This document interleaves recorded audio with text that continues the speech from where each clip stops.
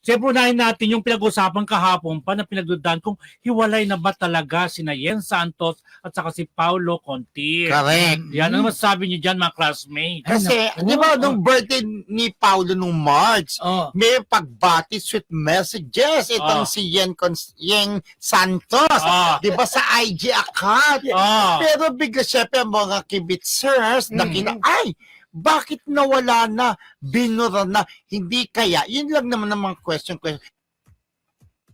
Mahina ang ano pakinig ko. Nag-isip na, nag 1 plus 1, bakit binura?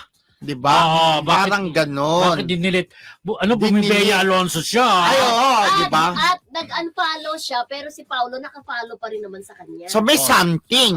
Ba't in-unfollow niya si Paulo? Diba? So, abang-abangan natin kung ano talaga ang kaganapan dyan, kung totoo bang hiwalay na talaga si Paulo at saka si Yen. Diba? Yes, diba? Ano masasabi mo dyan? Nakakalo kayo nasagap kong dahilan, pero ayoko muna. See, why not? Sabihin mo na friendship. Ano ba yun? Meron third party involved ba kung totoong hiwalay na? Hindi. Eh, yan yung hula-hula pa lang. Ha? Tungkol sa ano? Sa work? Basta hindi ka demanda yan. O nga, itong kasanin, may third party. Sa walang third party. Tungkol sa ano? Ano? Sa Geraplex. Geraplex. Ayun, sa Andap How true, yun. how true. Yun na nga. How true.